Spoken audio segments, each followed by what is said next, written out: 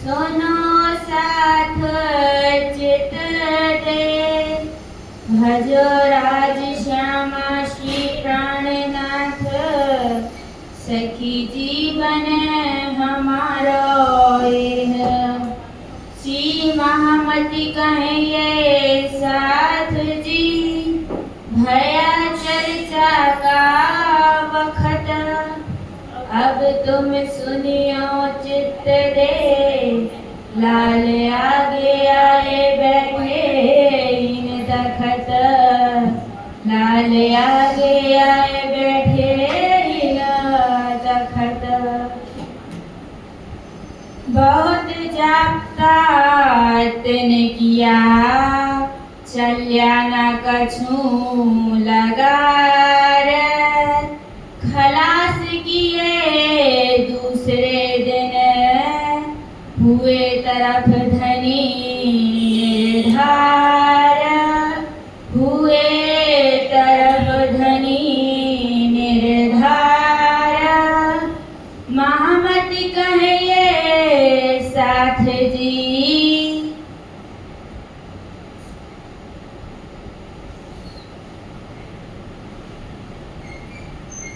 प्रणाम जी, सब संत साथ के चरणों में प्रणाम जी।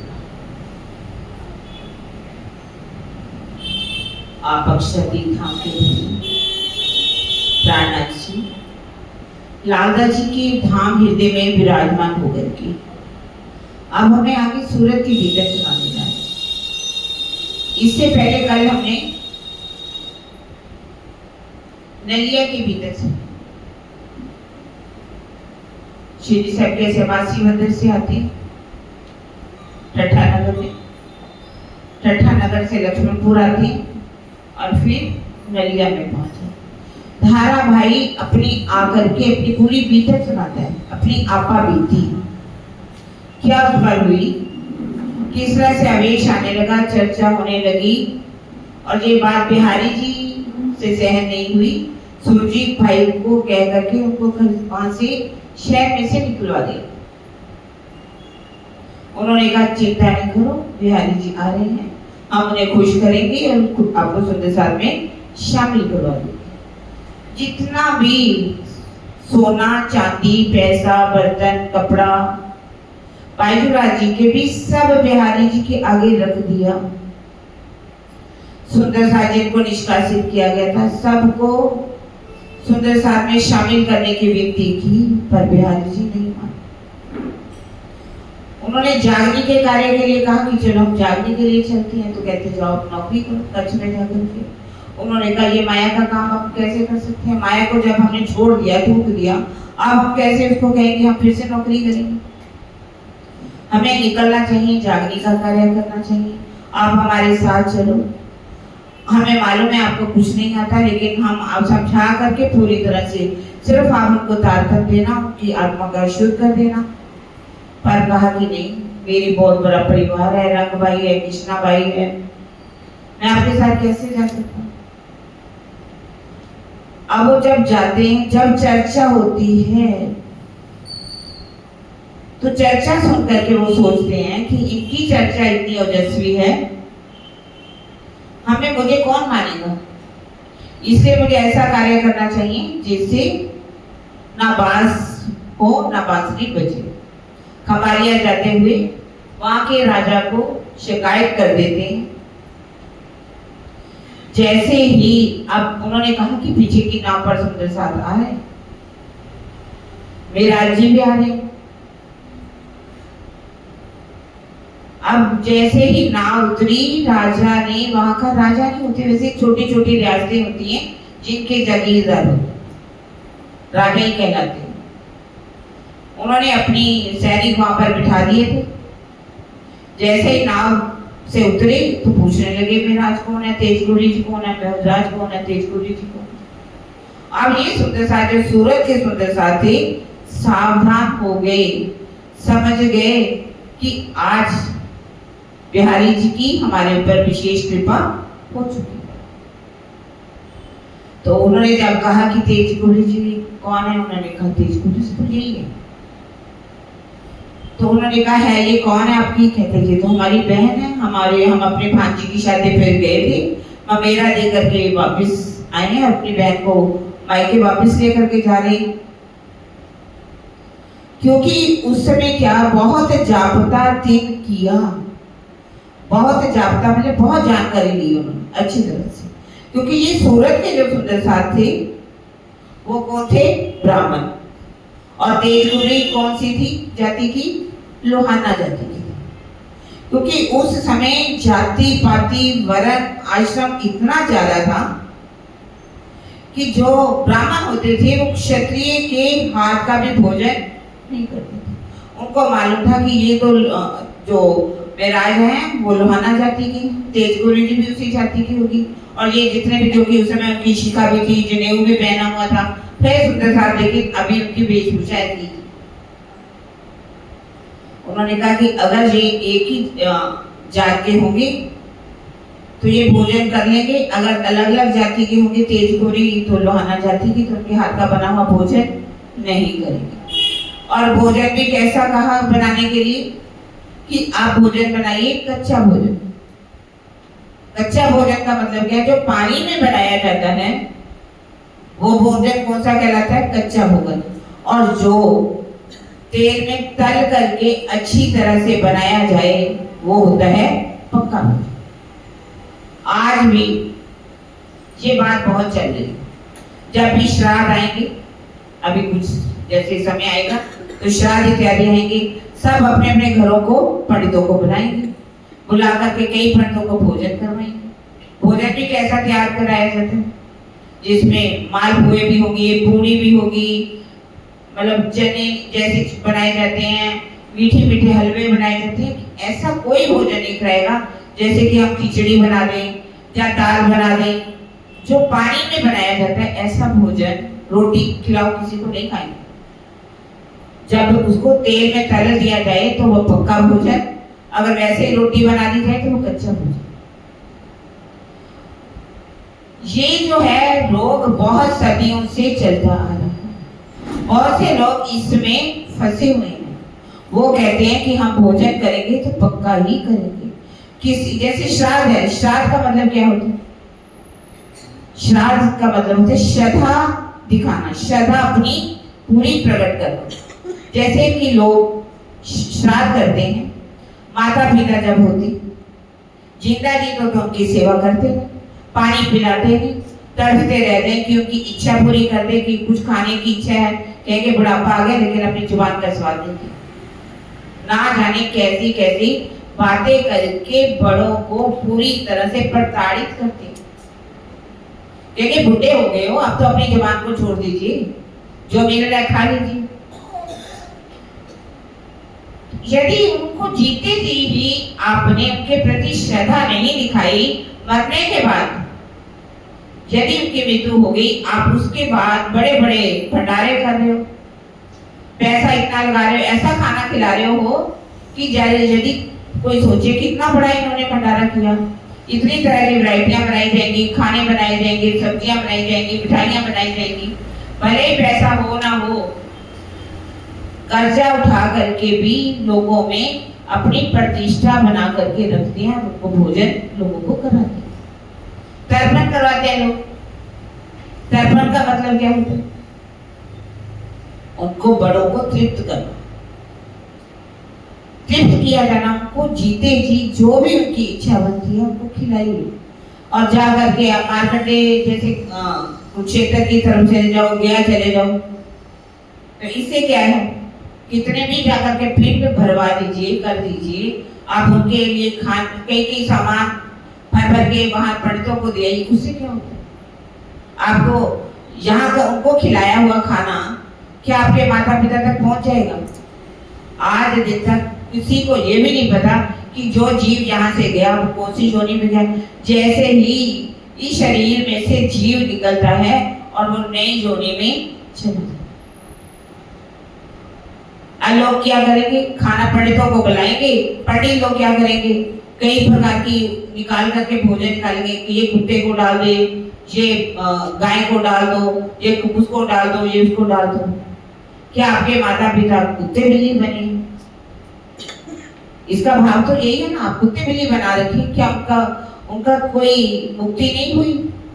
उन्होंने ऐसे कोई कार्य नहीं किए और आप कुत्ते बिल्लियों को भोजन करवाने जा रहे हो।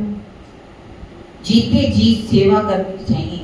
यदि वो तृप्त हो जाते हैं तो आपको आशीर्वाद देंगे, आपका अगला जीवन, आपके बच्चे भी जो आप करोगे वो ही सीखेंगे। इस तरह से जब वहां पर खिचड़ी बनाई गई, भोजन, अब सुंदर साथ बहुत खुश हो रहे, क्या कह रहे हैं कि आज वायुराज जी के हाथ का भोजन मिलेगा, खाने को कितना अच्छा लगेगा। उन्होंने एक भोजन तैयार किया वायुराज जी ने, एक थाली में सबने डाल लिया, प्राणनाथ प्यारे की जय की और सबने भोजन करना शुरू। वहां के राजा ने देख लिया कि ये ऐसा कर लिया, इन्होंने खाना खा लिया, इसका मतलब यह है कि ये कौन है? सभी ब्राह्मण। ब्राह्मण वास्तव में कौन होते हैं? ब्राह्मण होते हैं जिसने 4 वेद पढ़े हो, 4 उपवेद पढ़े हो, 6 दर्शन पढ़े हो, वेदों के मंत्रों का जिन्होंने शास्त्रकार कर लिया हो, उनको कहते हैं ब्राह्मण। ये ब्राह्मण नहीं जो आजकल के कलयुगी ब्राह्मण हैं। ये ब्राह्मण तो अपने पेट के पालने के लिए किसी को भी कैसे भी करते हैं। इसके लिए एक बहुत अच्छी कहानी भी है, सच्चाई है जो कि लिखी हुई है। एक जाट था, उसके पिता की जब मृत्यु होने वाली थी तो उनके घर में एक बहुत दुधारू गाय थी जो बहुत 10 किलो दूध देती थी रोज का। तो जो वहां का पंडित था उसकी नजर रहती थी कि कब ये गाय मुझे मिल जाए। जैसे ही उनके पिताजी की अचानक तबीयत खराब हुई, प्राण निकल नहीं रहे थे, तो बुलाया गया उस पंडित जी को। पंडित जी आए तो पंडित जी कहने लगे कि आप अगर अपने पिता की मुक्ति चाहते हो तो ऐसा कीजिए, ये आप कुछ दान दिलाइए। कहते दान में क्या देना चाहिए? कहते गोदान दे दीजिए। कहते ठीक है, गोदान के लिए उन्होंने 20 रुपए निकाले और दे दिए। अब 20 रुपए तो ले लिए, उन्होंने कहने लगे ये 20 रुपए गाय? नहीं नहीं नहीं, गाय तो ओरिजिनल होनी चाहिए, ये पैसे की गाय नहीं जो आपके पिताजी को वैतरणी नदी जो है पार करा सके। किसमें लिखा हुआ है? गरुड़ पुराण की ये दीन है। वैतरणी नदी कहते हैं कि जो वैतरणी नदी पार कराने के लिए गाय की जरूरत पड़ती है। तो उन्होंने कहा नहीं, आप 20 से 30 रुपया ले लीजिए, जो भी आपको अच्छी गाय लगी आप ले लेना और उससे वो पार कर लेंगे। लेकिन नहीं माना तो सारे रिश्तेदार लोग भी इकट्ठे हो गए थे। उन्होंने कहा भी अपने पिताजी के लिए भी कुर्बानी नहीं कर सकते। पंडित जी कह रहे थे ये गाय दे दी थी, बेचारा मन दुखी हुआ, बच्चे दूध कहाँ से पिएंगे, कहाँ से करेंगे। अब चुपचाप गाय खोली और दे दी। अब कुछ समय बाद उनकी मृत्यु हो गई, सब कर्म कांड हो गए, जो भी करना होता है 13वीं तैयारी करने के बाद अब देखा कि घर में दूध नहीं है, बच्चे भूखे बिलक रहे हैं, तरस रहे हैं दूध के लिए। वो जाट को एकदम बड़ा गुस्सा, वो अपने घर पहुंच गया। जाकर के क्या कहने लगा, देखा पंडित जी बटुआ भर के दूध का निकाल के बैठे हैं। कहते मैं दूध रख के आता हूँ। जजमान आज कैसे आना हुआ? कहते मैं आज आपसे ही मिलने हैं। कहने लगे दूध रख के आता हूँ। कहते नहीं, दूध भी नहीं रखते, दूध नहीं रखते। कहते आप कह रहे थे कि पिताजी जो है वो वैतरणी गाय जो है दान में दी थी, उसे वैतरणी नदी को पार कराएगी, तो गाय तो ये बंधी हुई है, तो उसने वैतरणी नदी को कैसे पार किया होगा? कहते कि वैतरणी नदी से ये गाय जो आपने यहाँ दान दी वो वहां पर उसको दान वहां मिल गया और उस नदी उसने पार करा दी। कहते मेरे पास कोई चिट्ठी पत्र आया नहीं कि वैतरणी नदी को मेरे पिताजी ने पार कर लिया। कहते यहाँ से दूर कितनी है? कहने लगे 3 लाख किलोमीटर दूर। कहते यदि वो नदी इतने किलोमीटर दूर है तो मेरे पास संदेश तो आना चाहिए था ना कोई। मेरे पास तो संदेश आया नहीं। जब मेरे पास संदेश आ जाएगा कि मेरे पिताजी ने नदी को पार कर लिया, तब ये गायें मैं आपको दे दूंगा। अभी तो ये आपके घर में बंधी हुई है ना, ये गाय में खोली और दूध की बटोरी उठाई अपने घर में। ये जितने भी कलयुगी पंडित हैं ये सबको लूटते हैं। इसी कच्चा भोजन जब भी देर भी होगी तो कैसे भोजन तैयार किए जाएंगे, कितना कुछ देते हैं दान में। बर्तन देंगे, फिर कहेंगे कि आपके पिताजी की तो चारपाई पर मृत्यु हो गई, तो इसके लिए आपको चारपाई के साथ, बिस्तरों के साथ, कपड़ों के साथ, बर्तनों के साथ पूरा चारपाई भरेंगे, कितना सामान, उसमें सोने की एक सीढ़ी भी रख देंगे कई जो मृत्यु के। तो इस तरह से सारा दान लेकर के वो चलते हैं। अब कह रहे कि बहुत जागता दिन किया, चले ना कछु लगा। जब उनकी बस नहीं चला, उन्होंने उनको छोड़ दिया। अब ये वहां से चलते हैं, चलते पहुंचते हैं धौरा जी में। इधर शिव जी साहब खुशकी के रास्ते से फकीरी वेश धारण करके, वैरागी वेश धारण करके चलते हैं और पहुंच जाते हैं धौरा जी। क्योंकि इनको तो समय लग गया एक दिन नहीं पर, ये वहां से फिर से बैठते हैं नाव में, धौरा जी पहुंच जाते हैं और शिव जी से पैदल पैदल वहां पर पहुंचे। जैसे ही पहुंचे तो उन्होंने सारी बात बताई कि कैसे वहां पर प्रेम जी और एक सुंदर साथ और है, वो अपनी लेकर के आए थे बैलगाड़ी। बैलगाड़ी पे सारे बैठ जाते हैं। 8 सुंदर साथ वो थे, रूपा राधा इत्यादि, तेजपुरी जी, सब सुंदर साथ थे। भार अधिक बहुत ज्यादा था गाड़ी पर। और जिस समय वो घोगा की तरफ जा रहे होते हैं तो घोगा में जाते जाते वो समुद्री किनारा था, रास्ते में क्या था, कीचड़, बहुत अधिक कीचड़ था। कीचड़ के कारण बैल जो था जब चलने को होता, उसके पांव जो थे कीचड़ में फंस जाते। वो जो गाड़ी वहां था जोर जोर से उसको चाबुक लगा था और उसके एक किला सा होता है उसके पास, जोर जोर से मार था उसके गले के ऊपर। उस गले में भी क्या है, चांदी पड़ गई थी। तो वहां पर प्रकरण क्या उतरता है, धोरीड़ा मां मुके तारी दूसी, वाटने विस्मी गाड़ी भार भरी, धोरीड़ा मां मुके तारी। अब क्या है, क्या इसमें धोरीड़ा कहती हे बैल, अपने जीव को कह रहे, हे बैल रूपी जीव, जीव रूपी बैल, तुम्हारे ऊपर बहुत बड़ा भार है गाड़ी के ऊपर, और जो ये रास्ता है वो भी बहुत कठिन है और चलने में बहुत तुझे मुश्किल हो रही है। पर तुझे जागनी का जो तुम्हारे सिर पर अक्षय धाम धरी ने तुम्हारे ऊपर उत्तरदायित्व सौंपा है, वो तो तुझे करना ही पड़ेगा। अमेरा जी कहते हैं कि ये रास्ता आसान नहीं है। इस रास्ते पर परम धाम में सुंदर साथ को लेकर के चलना है, इस रास्ते में छोड़ना है। भार क्या है, जो गाड़ीवान है, गाड़ीवान कौन है, बिहारी जी। बिहारी जी गाड़ी के ऊपर बैठे हुए हैं और वो धर्म के नाम पर सब सुंदर साथ के ऊपर क्या कर रहे हैं, अत्याचार कर रहे। सदगुरु पर तुम क्या है, सदगुरु के वचनों में बने हुए हो। तुम्हें तो इस जागनी की गाड़ी को पूरी तरह से चलाना है और इस कार्य को करना है, सुंदर साथ की सुरता को परम धाम तक पहुंचाना। फिर कह रहे धोरीड़ा अवाचक थे ओरे, मुक्ति ना बुलाए रे, कालने वेलुड़े धोरी ओवटन उचानो श्वास मां खाए। धोरीड़ा अवाचक थे। तो कैसा है, अवाचक मैंने क्या गूंगा। अब गुरु पुत्र जी गाड़ी के ऊपर बैठे तो उनको कुछ बोल भी नहीं सकता, मुक्ति बुलाए ना। अब तुम उनको कुछ जवाब दो कि तुम ऐसा क्यों कर, ऐसा भी नहीं तुम कर सकते। कालने वेलू ने धोरी ऊबड़, क्योंकि रास्ते में क्या है, ऊबड़ खाबड़ रास्ता है, रेत है, कीचड़ है और कीचड़ के कारण तुम श्वास भी नहीं ले पा रहे। तुम रास्ता तय कर रहे हो, जा रहे हो जागने के लिए। अब कह रहे कि हे अपने बैल जीव को कह रहे, जीव तेरे ऊपर धामधनी ने ये जो जागने का कार्य सौंपा है, अब तू जो अपने धनी से तुमने वायदा किया है कि राज्य ने तुम्हें जिम्मेवारी सौंपी है कि सब सुंदर साथ की सुरता को परम धाम में लेकर के आना है। 12,000 सुरताओं की जब तक वो जागृत नहीं होती, ये कार्य तुम्हें करना है। पर क्या है, यहाँ पर क्या बिछी हुई है रेत। रेत का मतलब क्या है, वाणी के ऊपर। वाणी जो है उसको बिहारी जी ने कहा कि इस वाणी को फैलने नहीं देना और सुंदर साथ तक पहुंचनी चाहिए। वाणी जब तक नहीं पहुंचेगी तो रास्ता कठिन हो जाता है।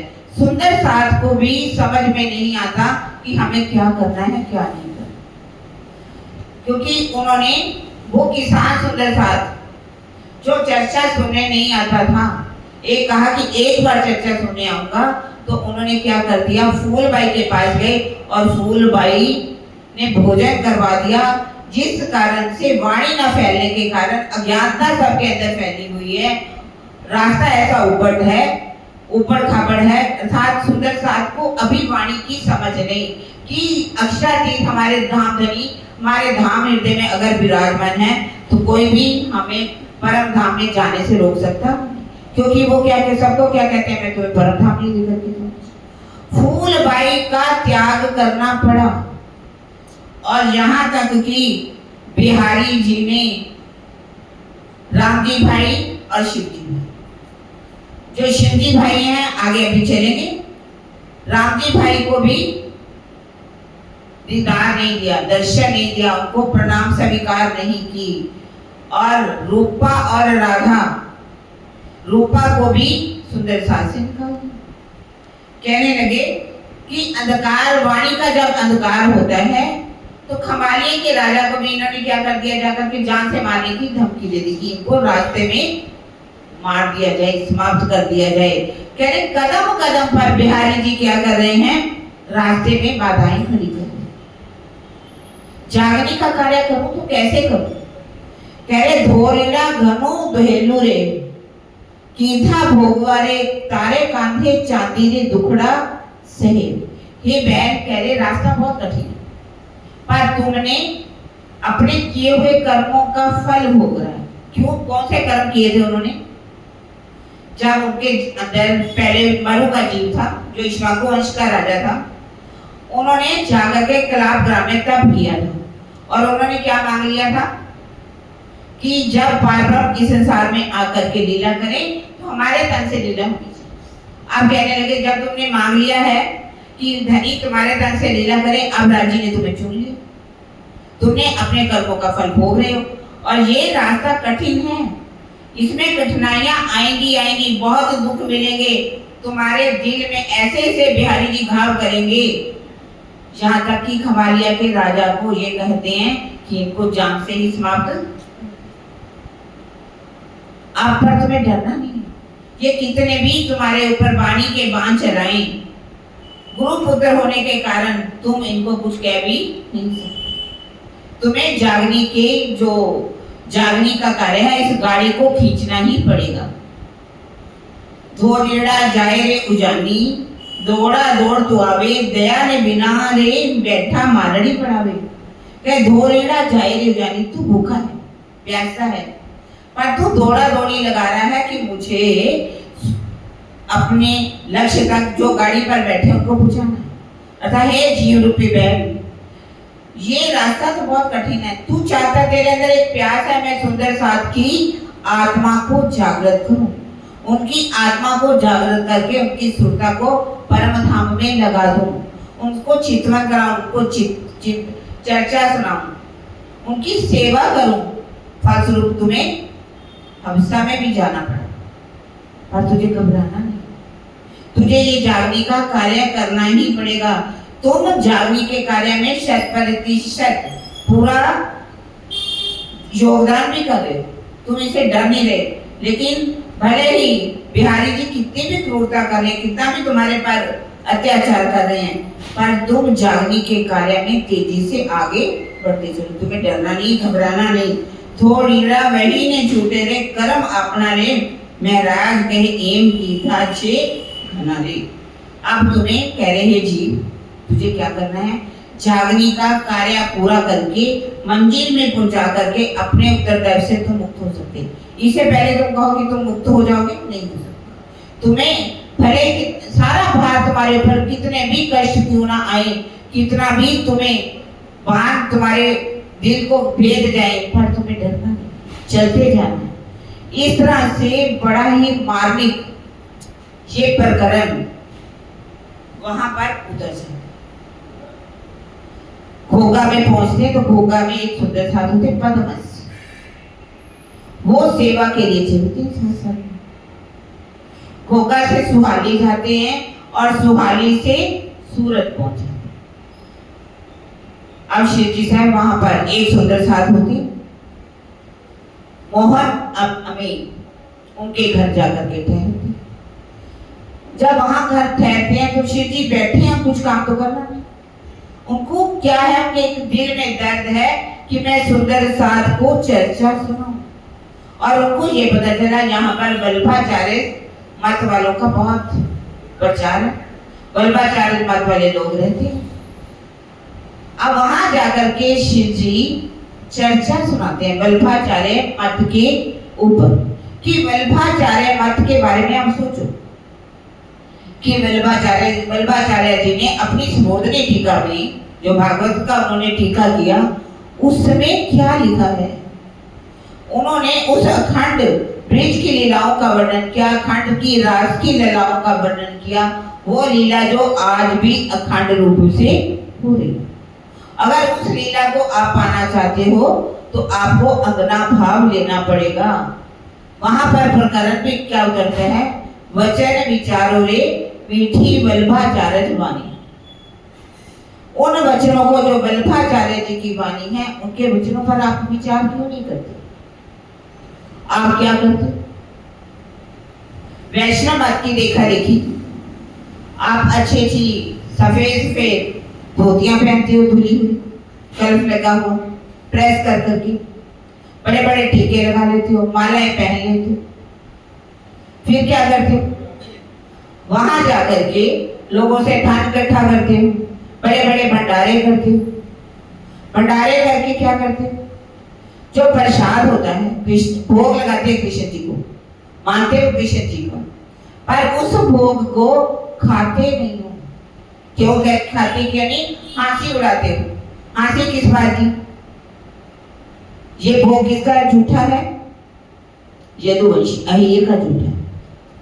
अपने आप को तुम क्या मानते हो? हम ब्राह्मण हैं, और श्री कृष्ण जी कौन है? यदुवंशी अहिर जाति के हैं, ग्वाले हैं। हम उनका झूठा, जो झूठा है वो कैसे खा सकते हैं? हम ऊंची जाति के। और उस प्रसाद को क्या करते हो आप? जा करके पत्थर बना करके बाहर बेच देते हो, पाटलियां बना में प्रसाद। कहते हैं अपने आप को इतना उत्तम मानते हो कि लकड़ियां भी धो धो करके जलाते हो, यहाँ तक कि 12 जगह पर टीके लगा लेते हो, टीका लगाते हो। अपने आप को इतना उत्तम मानते हो, लोगों से पैसा इकट्ठा कर देते हो। फिर आप क्या करते हो? वहां पर सबको इकट्ठा करके उनके नाम की यज्ञ भी करते हो। यज्ञ करके प्रसाद आगे आएगा चल करके, वो प्रसाद जो है ग्वालों ने जब मांगा था उनको भी नहीं दिया था।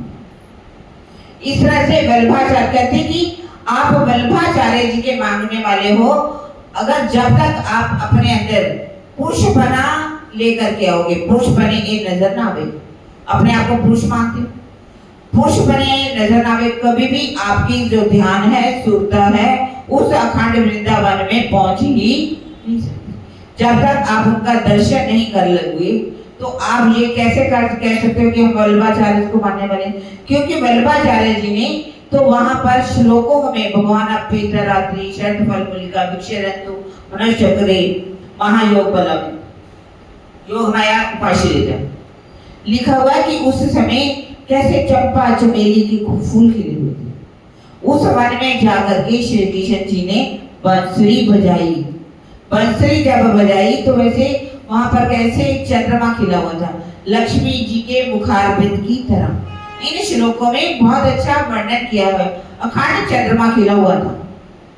वो बताइए, अखंड चंद्रमा जब खिला हुआ था तो वो आज चंद्रमा कहाँ पर है? तुम तो इसी वृंदावन में जाकर के जाते हो और दर्शन करके आ जाते हो।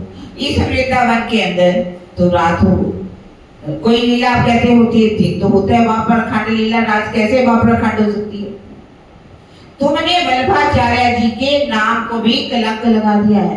हालांकि वल्लभा कहते सोने ना लगत से आई, सोने को कभी कलंक लगती नहीं है, पर तुमने उनके नाम को भुना करके उनके आगे अपने आप को धनवंत खिलाते हो। जैसे कोई बहुत अमीर होता है, अपना नाम क्या रख, गरीब हो और नाम क्या रख ले अपना धनवंत, पास में उसकी कोड़ी भी ना हो।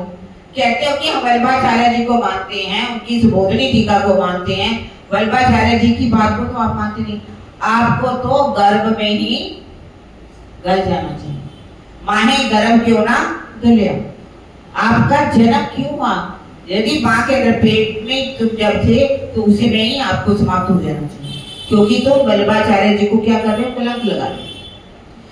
इस तरह से वहां पर प्रकरण भी उतरा। चर्चा वहां पर बहुत अधिक होती है।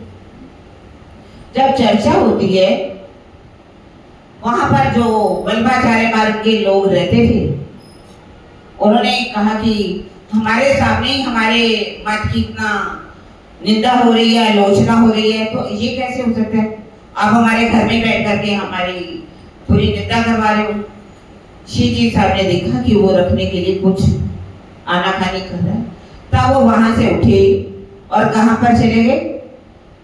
साथ में ही शिवजी भाई का घर था, अगली गली में, साथ में शेरी लिखा हुआ, शेरी, शेरिया मैंने गलियां।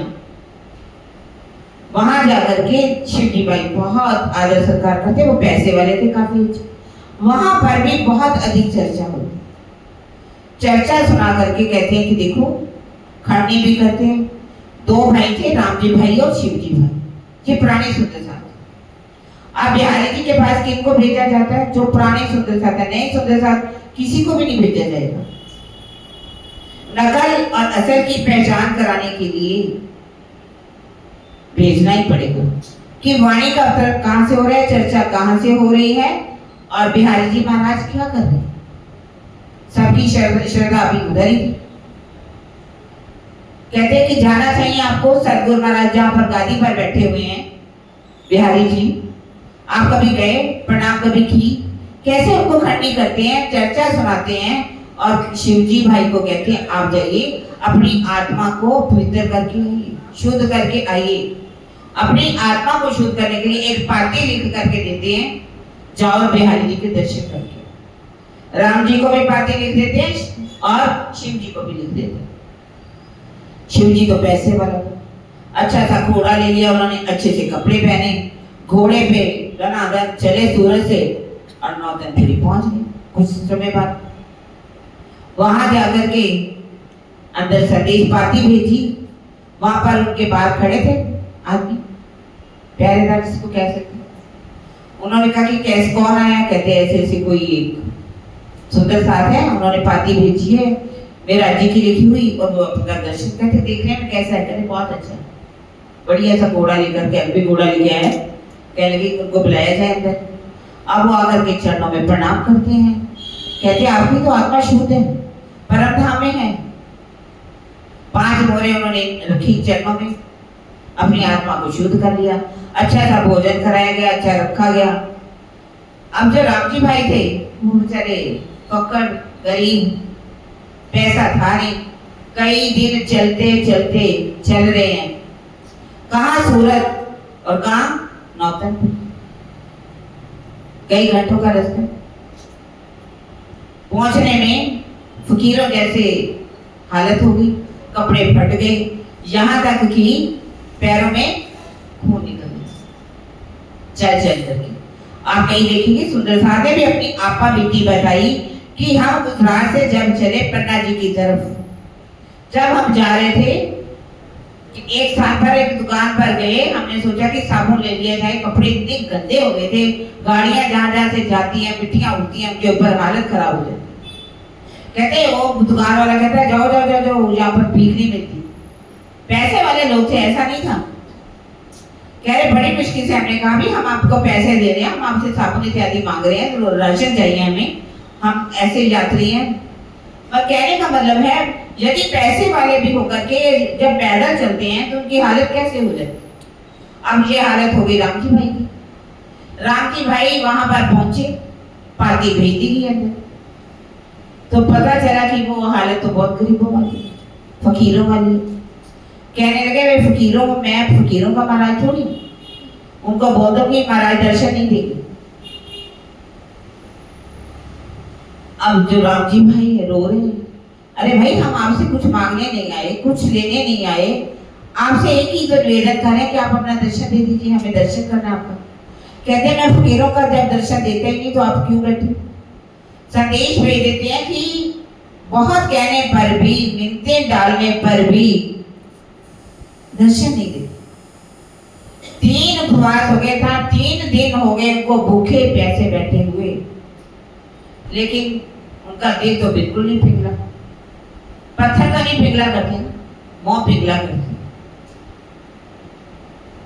अब रोते चिल्लाते उनके मन में आया कि ऐसे महाराजों के लिए मैं क्यों तड़फूं। जब श्री जी साहब चर्चा सुनाते हैं, राजी कहाँ बैठे हुए हैं? हमारे दिल में बैठे हुए, और साक्षात अक्षराधीश भी प्राणनाथ जी के अंदर हैं। इनके अंदर प्राणनाथ जी स्वयं बैठे हुए, मेराज जी के अंदर, इंद्रावती जी के आत्म के अंदर। तो मुझे इनके पास जाने की क्या जरूरत है?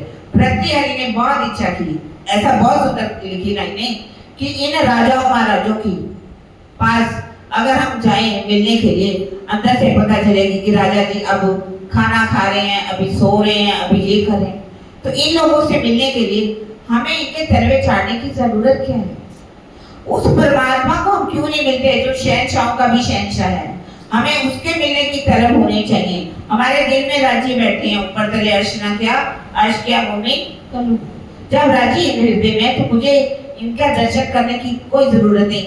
ऐसे मन में उनकी बहुत सी बातें उठने लगी, वहां से चल देते हैं वापिस जब आते हैं, आकर के वापिस पाती जब उनको देखी, बता दिया देखो हमें ऐसे बिहारी जी महाराज के दर्शन, हम आपके स्वरूप की पहचान कर ली, जागने का कार्य कहाँ से हो रहा है?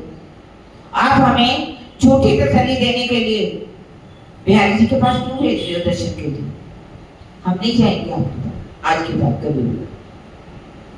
दिल में दर्द उठने लगा उनके कि अगर इनके अंदर थोड़ी सी भी कृपा होती राज्य की, तो ऐसे कार्य नहीं कर सकते। जिसके अंदर भी राज्य की मेहर होगी, वो अर्श देव में अगर राज्य बैठे हैं, वो ऐसा कार्य कर सकते। वो किसी का दिल दुखा सकते? कभी नहीं दुखा सकते। और वो भी अपने सुंदर साल का दिल दुखाएंगे, अपने परम धाम की अंगनाओं का दिल दुखाएंगे। मन में आया पर सोचा पर इधर बिहारी जी को ये भी पता चल चुका था, मैं जिसको भी निकालता हूँ,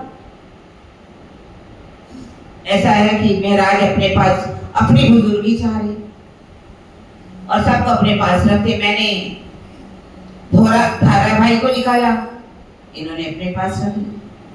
मैंने रूपा को निकाला, इन्होंने अपने पास रख लिया। मैंने अब रामजी भाई को निकाला, इन्होंने उनके पास रख लिया। पर अब शिव जी के अंदर से दिल में इतना दर्द है, चर्चा भी ब्रह्म। वहां पर भीम भट्ट और श्याम भट्ट जो वेदांताचार्य थे, अब चर्चा सुनिए। वेदांत के आचार्य थे, वेदांत दर्शन को वो मानने वाले थे। उनके गुरु शंभुनाथ जी थे। अब उनसे भी वो चर्चा सुनते थे, इधर चर्चा भी सुनी। शिव जी साहब उनको बड़ा प्यार करते, प्यार करके उनको बिठाते और चर्चा प्रारंभ होती है वेदांत के ऊपर भी। वेदांताचार्य जो है, वेदांत के पढ़ने वाले, वो क्या कहते हैं कि कभी तो कहते हैं कि ये संसार कुछ भी नहीं, और कभी कहते हैं कि कण कण में परमात्मा है। चींटी से लेकर के हाथी तक सबके अंदर क्या है? ब्रह्म ब्रह्म। फिर कहते हैं ब्रह्म कुछ भी नहीं। कलश में बहुत अच्छा लिखा हुआ है, खिन में कहे ब्रह्म है, खिन में बांधा भूत, मद माते मरकटियों धरे अनेक रूप। खीर में क्या कहते हैं कि ये संसार कुछ भी नहीं। खीर में कहते हैं कि ये सारा संसार क्या है? ब्रह्म ब्रह्म है। हर चींटी से लेकर हाथी के अंदर सभी ब्रह्म ब्रह्म, माया को भी ब्रह्म का रूप ही मान लेते हैं। फिर थोड़ी देर में कह देते हैं कि ये संसार कुछ भी नहीं है। जैसे बांझ का पुत्र नहीं होता, आकाश में फूल नहीं होते, खरगोश के सींग नहीं होते, इस तरह से ये संसार कुछ भी नहीं है। कहते सीधी चर्चा करते हैं कि यदि आप ऐसा कहते हो कि यदि इस संसार में ब्रह्म की सत्ता ना होती, तो ये ब्रह्मांड एक पल भी रह नहीं पाता, एक पल में भी समाप्त हो जाता। इसमें ब्रह्म की सत्ता है। भाई रे ब्रह्म ज्ञानी ब्रह्म दिखलाओ, तुम सकल में साई देखा, ये संसार सकल है सपना, तो तुम पार ब्रह्म क्यों देखा? फिर कहते सामने एक भी छुपाई आती है कि यदि इसमें ब्रह्म सत्ता न होती ये ब्रह्मांड एक पल भी नहीं हो सकता। अर्थात जो ब्रह्म क्या है, जैसे कि कोई अंधेरा हो, अंधेरे में सूर्य को ढूंढने जाए, क्या अंधेरे में सूर्य दिखेगा? अगर सूर्य निकला हुआ हो और सूर्य के समय हम कहें कि अंधेरा दिखाई देगा तो दिखेगा। जैसे कि ब्रह्म जो है वो सत्य, चित और आनंद है। ये संसार क्या है? असत्य है, जड़ है और दुखमय। ये संसार असत्य है, जड़ है, दुखमय है। इसमें वो ब्रह्म कभी भी आ सकता नहीं। लेकिन ऐसा भी नहीं कि इसमें ब्रह्म की सत्ता है। यदि ब्रह्म की सत्ता ना होती तो ये ब्रह्मांड एक पल में ही समाप्त हो जाए। और उसकी चर्चा सभी 6 दर्शनों के ऊपर भी लगभग वो चर्चा करते हैं। सांख्य दर्शन के ऊपर भी चर्चा करते हैं कि पुरुष क्या है, प्रकृति क्या है, कैसे अक्षर ब्रह्म जो है मन में जब इच्छा लेते हैं कि मैं ब्रह्मांडों को बनाऊं, जैसे उनके मन में सत रूप से आती है केवल ब्रह्म में, केवल से सबलिंग में, सबलिंग से अव्यकृत ब्रह्म में, चिदानंद लहरी से सबलिंग के अंदर जो सुमंगला शक्ति है उसके अंदर स्थूल में जब ये बात आती है, और उन्हीं का कला रूप कौन है? रोधनी शक्ति, प्रणव ब्रह्म और रोधनी शक्ति। रोधनी शक्ति क्या करती है? इस सारी प्रकृति को पैदा करती है। जैसे ही प्रकृति को पैदा करती है उसी समय वहां पर कहते हैं कि एक स्वर्ण अंडा जो था तैयार थे, ऐसा लिखा हुआ है। पर वो स्वर्ण अंडा क्या है? ये अक्षर ब्रह्म की जो इच्छा है, जो अक्षर ब्रह्म के मन का स्वरूप है आदि नारायण, वो वहां पर प्रकट हो जाते हैं। यदि आदि नारायण जब प्रकट होते हैं, उन्होंने कहा एको हम बहुश्याम, तो कैसे बताया गया है कि ब्रह्मांड बने, बहुत अदब कैसे बना, परमाणुओं का मंडल कैसे बनता है। परमाणुओं के अंदर जब वहां पर थोड़ा सा होती है, अब उसमें हलचल होती है, उसमें सत्य, चित और आनंद, सतगुण, रजगुण और तमगुण, महातत्व की उत्पत्ति होती है। महातत्व से मन, चित्त, बुद्धि और अहंकार बन जाता है, और अहंकार से 10 इंद्रियों की उत्पत्ति हो जाती है, और सतगुण, रजगुण और तमगुण की उत्पत्ति हो जाती है। ये 14 लोक के ब्रह्मांड बन जाते हैं। सारी बात चर्चा जो है शिव जी साहब सुना रहे हैं, और कौन सुन रहे हैं? भीम भाई, भीम भट्ट और श्याम आपस में बात करते हैं। आज दिन तक हम क्या है, ये जो अव्यकृत ब्रह्म है, जिसके मन का स्वरूप आदि नारायण है, जिसे ईश्वर भी कहा गया, ओंकार भी कहा गया, सदाशिव कहा गया, जगदीश कहा गया, आदि नारायण भी कहा गया, इसी को आज दिन तक हम सब कुछ मान करके बैठे हुए हैं। इसी को हम ब्रह्म का स्वरूप मान करके बैठे हुए। ये तो सपने का स्वरूप है, ये तो महाप्रलय में लय हो जाएगा, तो हमारा जीव कैसे मुक्त होगा? तो ये जो शिवजी साहब है, ये सर्वदेशी चर्चा करते हैं, सभी दर्शनों की चर्चा करते हैं। तो जब सर्व दर्शनों की चर्चा करते हैं तो हमें ध्यान रखना चाहिए ये कहाँ का ज्ञान सुनते हैं। उनके अंदर की आत्मा जो है जागृत होनी शुरू होती है। भीम भाई की, भीम भट्ट जी की, भीम भाई जाकर के अपने गुरु शंभुनाथ जी के पास जाकर के प्रश्न करते हैं। अब उनके उत्तर तो उनको आते ही नहीं, उनसे अपना नाता तोड़ करके आकर के शिव जी साहब के चरणों में झुक जाते हैं, उनसे तारता पूरे परिवार को लाते हैं, तारता ग्रहण। श्याम भट्ट जी भी आते तो हैं, देखिए जैसे ईमान पक्का होना चाहिए था वो भी ईमान पक्का नहीं। दोनों विद्वान चरणों में आ गए, और वहां पर एक गोविंद व्यास जी जो थे वो वल्लभाचार्य के आचार्य थे।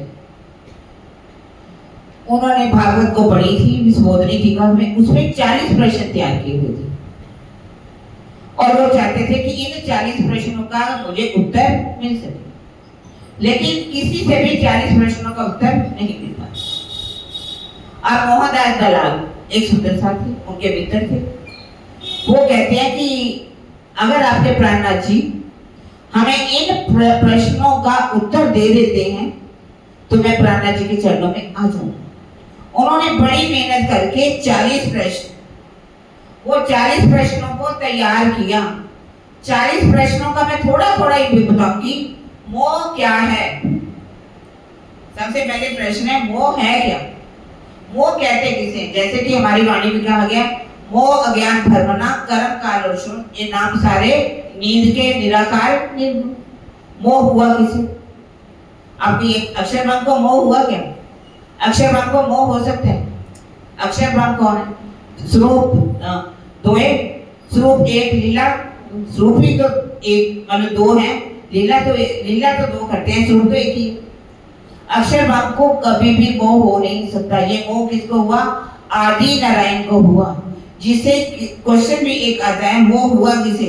और उसके बाद प्रश्न आता है, हिरण्यगर्भ अंड क्या है? उसमें ज्योति है, तेज है, वो अंड कहा गया। नींद रूपी जो मोह सागर की उत्पत्ति हुई, अपने आप को उस मोह सागर के अंदर आदि नारायण अपने आप को कहते हैं कि एक वहां बहुश्याम, वो स्वर्ण में जो अंड है उसी को ही ग्रंथों में हिरण्यगर्भ कहा गया। उसके अंदर चेतन तत्व कहाँ से है? कहाँ से है? सुमंगला पुरुष से। इस तरह से कहते हैं कि जब वो कहा जाता है कि वो अंडा कई हजारों वर्षों तक जल में तैरता रहा, जब जल था ही नहीं, 5 तत्व बने ही नहीं थे, तो वो अंड बना कहाँ से? वो अंड कहाँ से आ गया?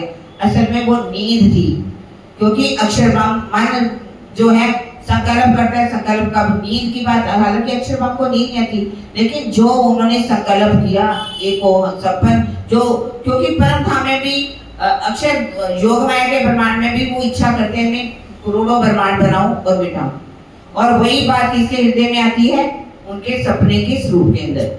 इस तरह से सृष्टि कैसे बनी? महातत्व जो है निराकार है या साकार है? कोई कहेगा साकार तो कह ही नहीं सकता, क्योंकि निराकार है, वो सूक्ष्म है, अति सूक्ष्म, सबसे सूक्ष्म है। हालांकि इन इंद्रियों को, जो हमारे अंदर इंद्रियां हैं, इंद्रियों के विषय हैं, वो भी क्या है? सूक्ष्म है। और उससे भी सूक्ष्म क्या है? अंकार। अंकार से सूक्ष्म क्या है? मोहतत्व, महातत्व। महातत्व से भी सूक्ष्म क्या है? मोहतत्व।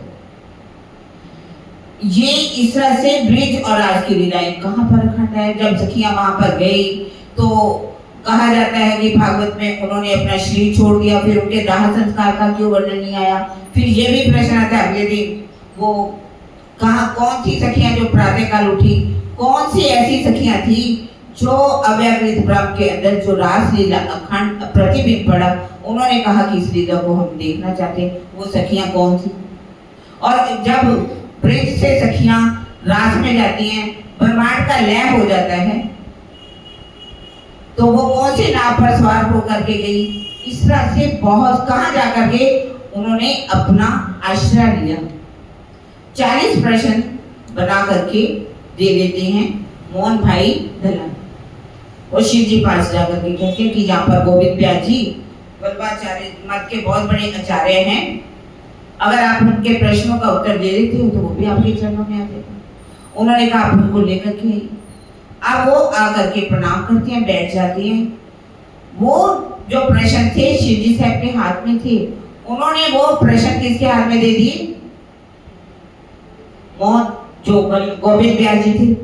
कहा कि आप इन प्रश्नों को पढ़ते जाइए, और शिव जी साहब उनकी इस तरह से व्याख्या करते हैं, हर बात का एक उत्तर देते जाते हैं।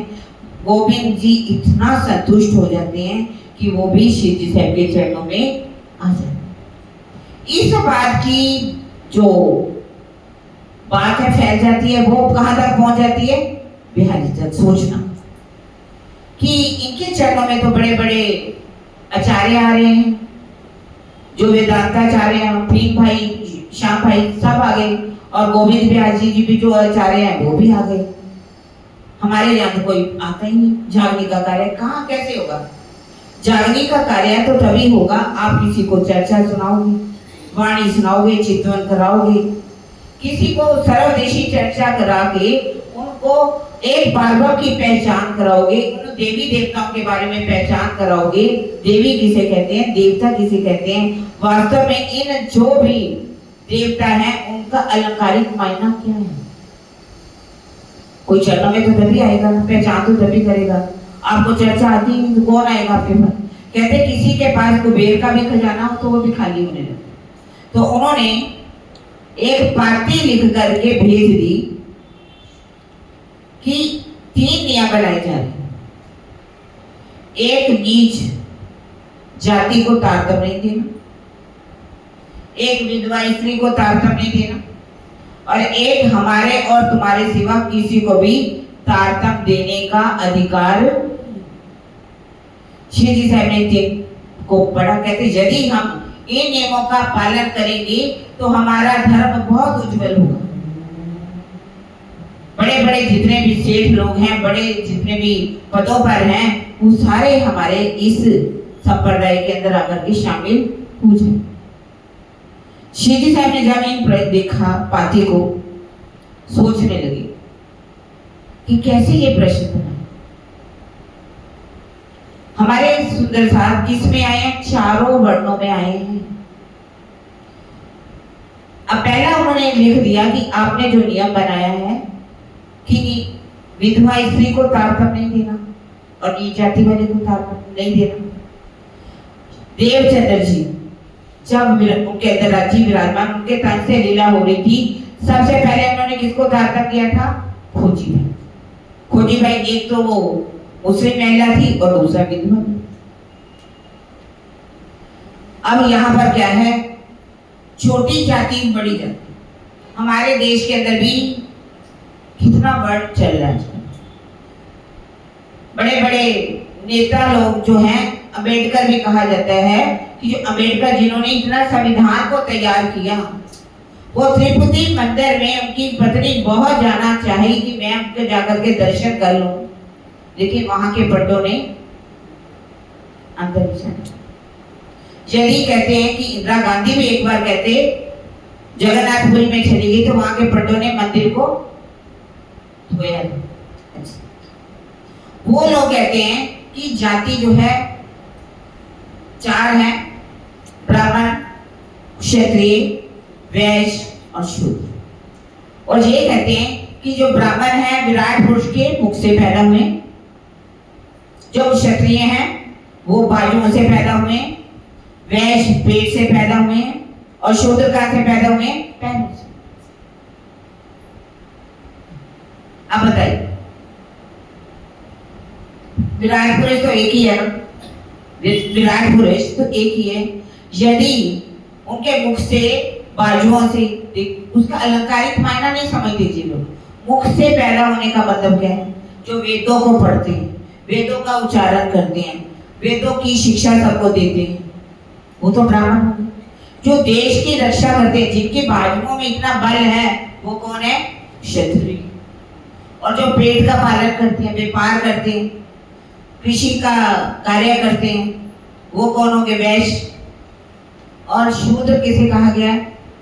जो पाँव से पैदा हो, कहते हैं यानी कि जो अनपढ़ हो, जिनको कोई भी कार्य करना, पढ़ाई का काम नहीं करना था, लेकिन वो सेवा तो कर सकते, वो सबकी सेवा करें, तो उसको शूद्र कहा गया।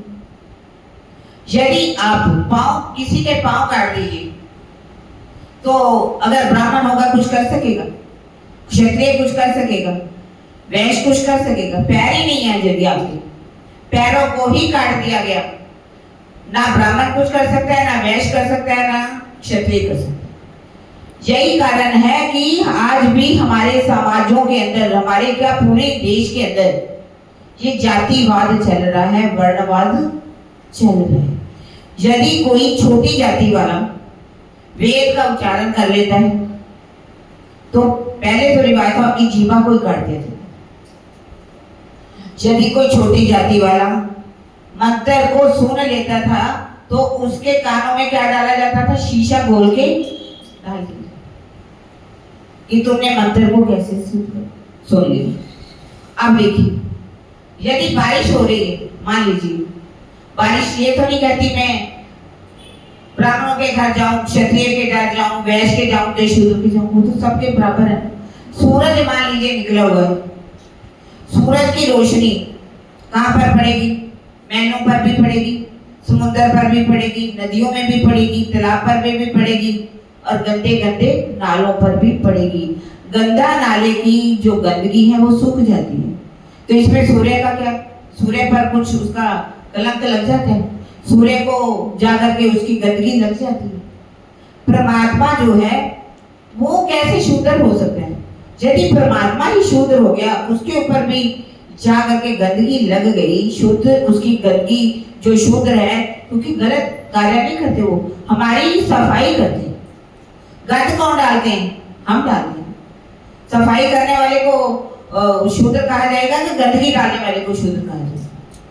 गंद हम डालें, वो सफाई करते हैं और हमें उन्हीं को ही पूरी तरह से प्रताड़ित करते हैं। उनको सोचते हैं कि आप हमारे घर में नहीं आ सकते, आप छोटी जाति को, छोटी जाति बड़ी जाति, इसने हमारे समाज को खोखला कर दिया। आज हिंदू समाज इसीलिए कम होता जा रहा है। कारण क्या है? क्योंकि छोटी जाति वालों को मंदिरों में जाने नहीं देते। इस बात का फायदा कौन उठाते? इस्लाम देश वाले। वो कहते हैं कि आप हमारे यहाँ आइए, हमारा कलमा पढ़िए, हम आपको अपना पूरा हक देंगे। और इससे ज्यादा फायदा कौन उठा रहे हैं इसका? Christianity, Christian. ऐसे छोटे लोगों जिनको छोटी जाति कह दिया जाता है, उनके घरों में जाते हैं। कोई बीमार होता है, उनके घर में सेवा करते हैं, पूरे घर की सफाई करेंगे, फिर उनके घर में जाकर के राशन भर देंगे। धीरे धीरे उनको क्या करेंगे? उनके घर वालों को नौकरी देंगे, पैसा। क्योंकि चंदा बाहर के देशों से इतना आ रहा है कि इस देश को क्या बना दिया जाए? क्रिश्चियन बना दिया। आज क्रिश्चियनिटी इतनी बढ़ रही है, हम अपने बच्चों को कहाँ दाखिल करेंगे? बड़े बड़े क्रिश्चियन स्कूलों में दाखिल। क्योंकि हम क्या कहते हैं कि हमने बच्चों को क्या सिखाना है?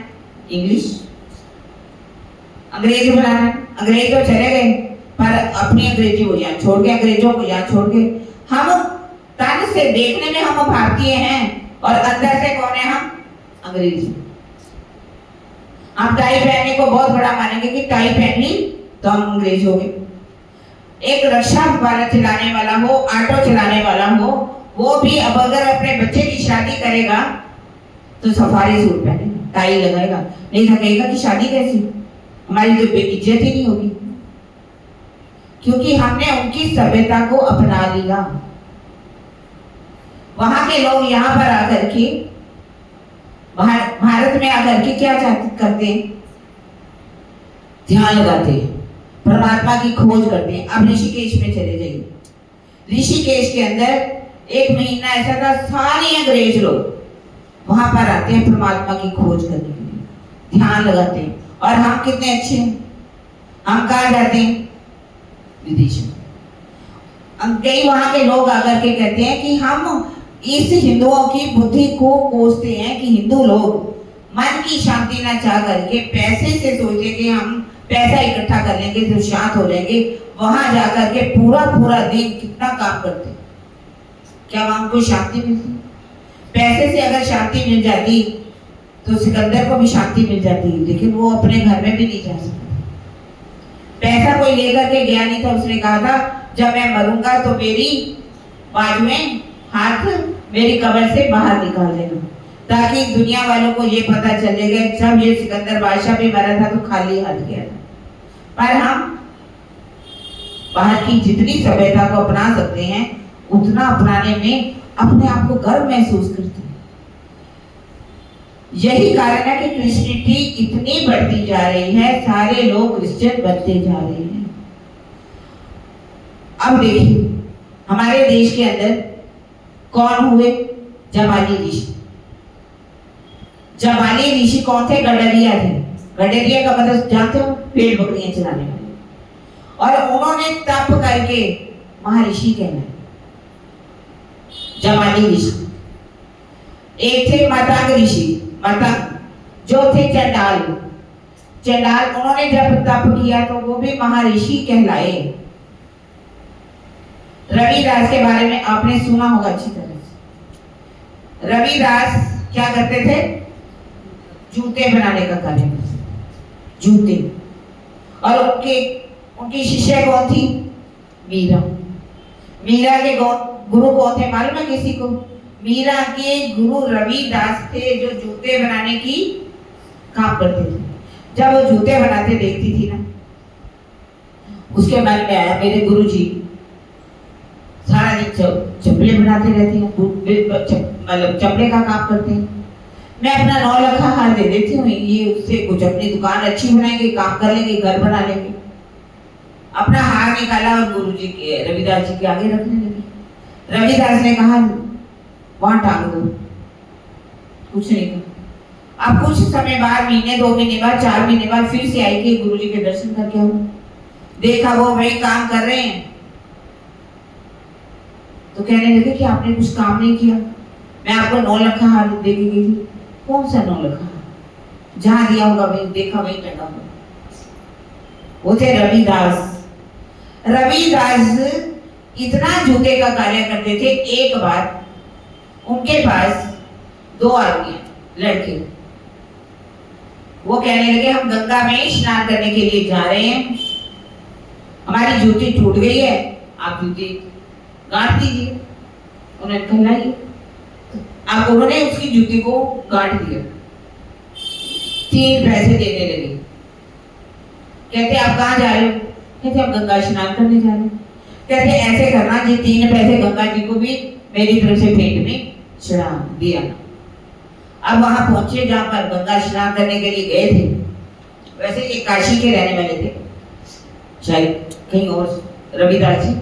अब जब वहां पर पहुंचे, जाकर के खूब नहाया, उन्होंने अपनी भेंट जो देनी थी वो गंगा को चढ़ा ली। याद आया उनको कि वो रविदास जी ने 3 पैसे दिए थे, हमें उसको भी तो देना है। जैसे जेब में से 3 पैसे निकाले, गंगा जी के अंदर डालने लगे, हाथ एक निकला और उन्होंने वो 3 पैसे जो थे ले लिए। और अपने हाथ में एक कड़ा था, बहुत सुंदर कड़ा, नगों से चढ़ा हुआ। कहा कि ये रविदास को जाकर के पेट में दे दे। अब ले लेते कड़ा, ले करके आ जाते। अब मन में क्या आ गई? बेईमान। इतना सुंदर कड़ा, इसकी कीमत भी बहुत बढ़ेगी, हम पैसे वाले हो सकते हैं। वो तो रविदास को कौन सा पता चल जाएगा कि हमने कड़ा जो है अपने पास रख लिया। सोचते सुनहरा भी, सुनहरे के पास जाएंगे तो वो कीमत क्या देगा? कम की। इसलिए राजा को पास देने चले जाते हैं।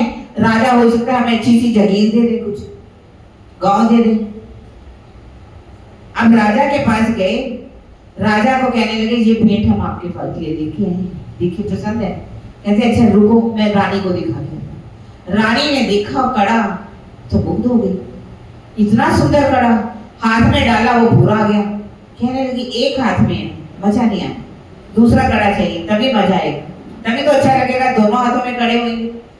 कहते जाओ और उनको बोलो कि ऐसा कड़ा और अब उनको कहा राजा ने भेंट तो आपको देंगे हम, पर पहले ऐसे कड़ा और लेकर के आओ। अब सोचते हैं कड़ा कहाँ से लाए हम, ऐसा कड़ा मिलेगा भी कहाँ से। अब जा रहे हैं, ऐसे लगता है कि रविदास जी उनके पीछे पीछे चल रहे, पीछा कर रहे, इधर भाग रहे हैं। बहुत ज्वेलरों के पास गए कि ऐसा कड़ा चाहिए, ऐसा कड़ा बना दो कोई। वो कहते ऐसा कड़ा बन ही नहीं सकता। बड़े ही बेजार हो जाते हैं, बहुत परेशान होते हैं, फिर कड़ा नहीं होता।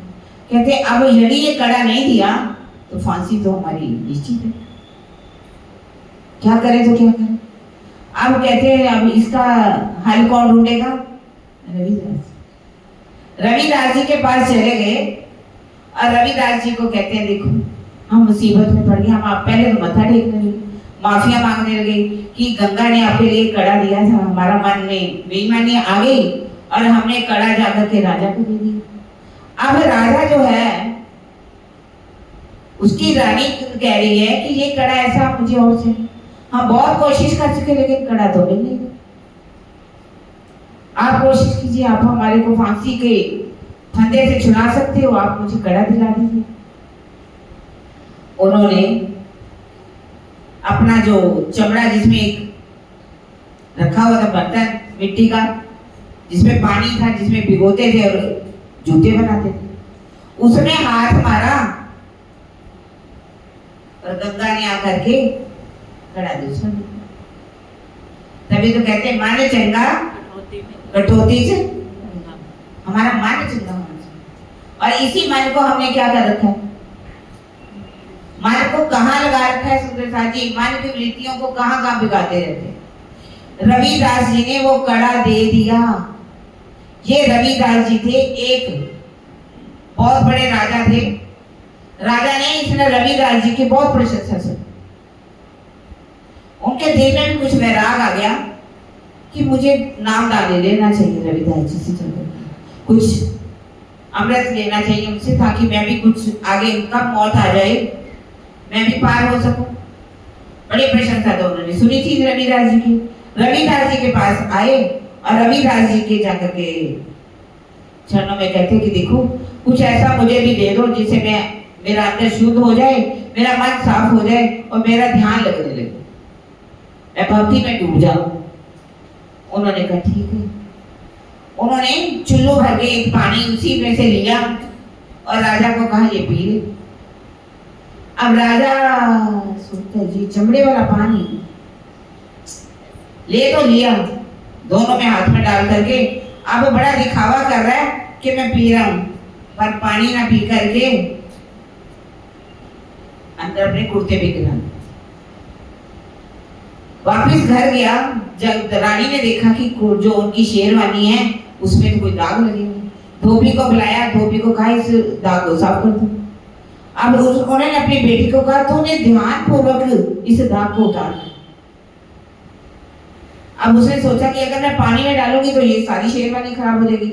उसने अपने मुंह से, कहते हमारे मुंह में भी एक एसिड होता है, अब उसने उस मुंह से उसको साफ करना शुरू किया। चाटने लगी, चाटते चाटते देखा वो दाग मिट गया, पर उसकी ध्यान लगने लगा, वो कीर्तन करने लगी, प्रवचन होने लगे, इतना प्रेम में डूबने लगी, इतनी अच्छी अच्छी बातें करने लगी।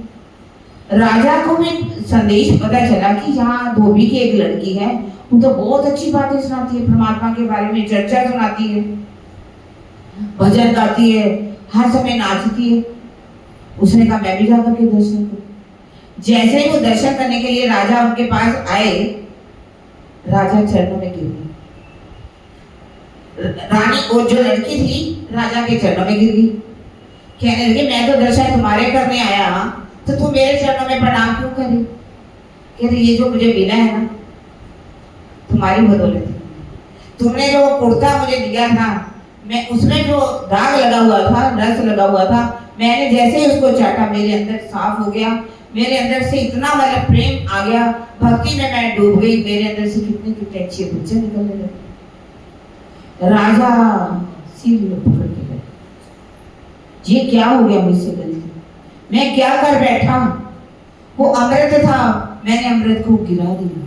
अब जाकर के रविदास जी के चरणों में गिर गई, कहने लगे रविदास जी अब मुझसे गलती हो गई, जो आपने मुझे दिया था वो अमृत वो तो मैंने गिरा दिया, अब आप मुझे फिर कीजिए, मेरे पर कृपा कीजिए, वो दे दीजिए। अब नहीं दे, अब आपको अपना कर्म करना पड़ेगा, ध्यान लगाना पड़ेगा, परमात्मा के प्रेम में डूबना पड़ेगा, तभी ये नियामत आपको मिल सकती है। वो समय आपने,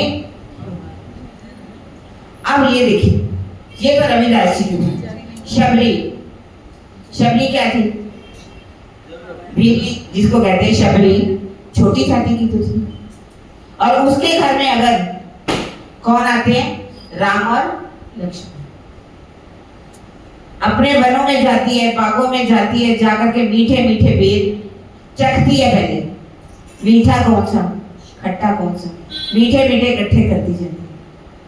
आज वो पीछे भजन कितना चला था, है ना, सुना था सबने, जब अयोध्या में राम मंदिर बना था। झोपड़ी दे भाग मेरे खुल जाएंगे राम आएंगे, मेरे खट्टे मीठे बेरा दा भोग लगा जाएंगे राम आएंगे। जब रामचंद्र जी भीली के बेरों को खा सकते हैं, रामचंद्र जी ने भीली के बेरों को खाया ना, उन्होंने जात पात तो नहीं देखी। रामचंद्र जी ने उस केवट को, जिसने सरयू नदी को पार कराया था, उसको भी अपने गले से लगाया। कृष्ण जी ने विदुर के घर जाकर के दुर्योधन का मेवा त्याग्यो साग विदुर, विदुर के घर का साग खाया, विदुरानी के हाथ का केले खाए। केले, केले जब खिलाती है तो छिलके छिलके खिलाती जाती है और गुड्डा। उन्होंने कहा, अरे विदुर ने कहा विदुरानी कर क्या रही है? छिलके खिला रही है और गुद्दा फेंक रही है। उसको होश आया, अपना कपड़ों का भी होश आया, मैं किस अवस्था में भीष्म जी के साथ कर क्या रही हूँ। तब उसमें बाद में जब गुद्दा को खिलाया ना, कहते विदुरानी जो आनंद ना उसमें था ना इसमें। जब कृष्ण जी ने उसका दुर्योधन का मेवा त्याग करके, एक कौन थे वो विदुरानी, विदुर कौन थे, सोचिए विदुर कौन थे, दासी पुत्र ही थे। तो अंबा और अंबिका के साथ, अंबिका और बालिका के साथ एक दासी आई थी। दासी को जब भेजा था किसके पास, व्यास जी, और कौन बने वो, विदुर जी। विदुर नीति आज भी चलती है, आज भी लोग विदुर नीति को मानते हैं। और विदुर भले ही दासी पुत्र थे, लेकिन बैठते कहाँ थे, मुख्यमंत्री थे, मुख्य पद पर वजीर आजम थे। सब उनकी बात को मानते थे। युधिष्ठिर जैसे भी उनके चरणों में आकर के प्रणाम करते थे। यदि उस समय विदुर को गादी पर पूरे सिंहासन पे पूरे मान सम्मान के साथ बैठाया जाता है, तो आज हम छोटी जाति बड़ी जाति को क्यों लेकर के बैठे। वेद व्यास जी को आपने सुना होगा। व्यास जी किसके बेटे थे, मालूम है किसी, व्यास जी किसके बेटे थे, पराशर ऋषि के, सत्यवती के। सत्यवती कौन थी, एक मलाह की बेटी तो थी, मलाह की बेटी थी। और वो जैसे कहते हैं कि नाव में जा रहे थे, तो पराशर ऋषि ने, क्योंकि महाभारत की रचना होनी थी, महाभारत में वेद व्यास जी का विशेष योगदान होना था, और उनके दोनों के मिलाप से ही वेद व्यास जी पैदा हुए। वेद व्यास जी की माता अगर कौन थी, छोटी जाति की, तो वो वेद व्यास जी की ग्रंथों को आज भी सब मान रहे हैं। वेद व्यास जी के आसन को मान रहे हैं। वेद व्यास जी को सबसे ऊंचा मान करके आज भी व्यास जी के नाम के सिंहासन लगाए जाते हैं। तो फिर उनसे हम नफरत करें, छोटी के जाति। रावण जो था, देखिए अपने कर्मों से, ये जन्म कैसे होते हैं, जन्म से नहीं होता। आप गुण, कर्म और स्वभाव से, आप ब्राह्मण भी हो, क्षत्रिय भी हो, वैश्य भी हो, शूद्र भी। अगर छोटी जाति होकर के भी, द्रोणाचार्य भी कहते हैं कि एक गणिका के बेटे थे, विश्वामित्र, वशिष्ठ जी। ऐसा नहीं है। श्रवण जी जिसको हम कहते हैं, श्रवण जो थे वो भी एक छोटी जाति, उनकी माता जो थी छोटी शूद्र जाति की।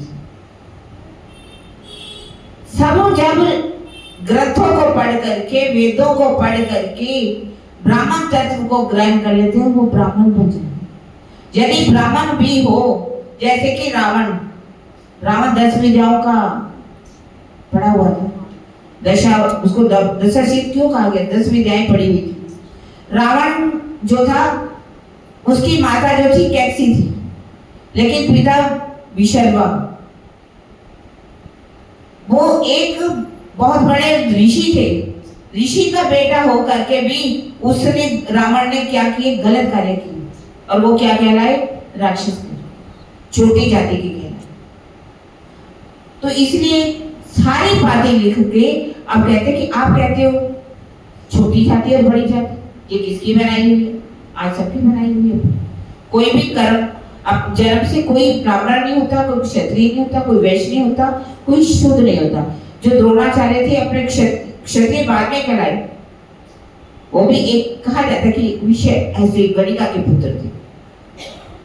इसी तरह से ही उन्होंने कहा, यदि आप कहते हो कि छोटी जात, हम और आप तारतम्य दें, तो सारे देश को, हम संसार को मुक्ति देने के लिए निज नाम सोई जाहिर हुआ, जाकी सब दुनिया देखत मुक्त देसी ब्रह्मांड को आए ब्रह्म आत्म सत। वो ब्रह्म आत्मा इस संसार को मुक्ति देने के लिए आई। यदि वो मुक्ति कैसे देगी, मैं और आप कहाँ तक तारतम्य देते हैं। ये तारतम्य वाणी का ज्ञान जिसको भी मिल जाए, जो इस ज्ञान को एक से दूसरे से तीसरे तक पहुंचाए, ये ब्रह्म वाणी का ज्ञान फैला करके सबकी आत्म को जागृत करे, उसी को भी तारतम्य देने का अधिकार। इस तरह से जब पाती लिख करके और कलश किताब भी वहां पर गुजराती उतर चुकी थी, बिहारी जी के पास पहुंची। बिहारी जी ने उस पाती को जैसे कलश किताब को देखा तो उनको तो पहले कहा कि उसमें तो लिखा ही हुआ था, इंद्रावती के महंगे संगे इंद्रावती हमारो अंग जो अंग सौंपे हैं इंद्रावती तमे प्रेमे रमाडूरा। ये चुपाइयां किसमें गुजराती में उतरी थी, गुजराती। इन चुपाइयों को जब पढ़ा तो कहने लगे जी किताब कलश नहीं है बल्कि क्या है, कलेज। इंद्रावती जी के आत्मा में अपने आप को कहते हैं सब कुछ तो यही बन गई तो मुझे कौन पूछेगा, मैं इस किताब को नहीं मानता। और जब उन्होंने देखा कि इन्होंने मेरे तीनों नियमों को भंग कर दिया, माना ही नहीं, कहते अपने आप को बड़ा बन रहा है, मेरी बात को मान ही नहीं रहा, तो आज के बाद मैं आपको परमधाम से ही।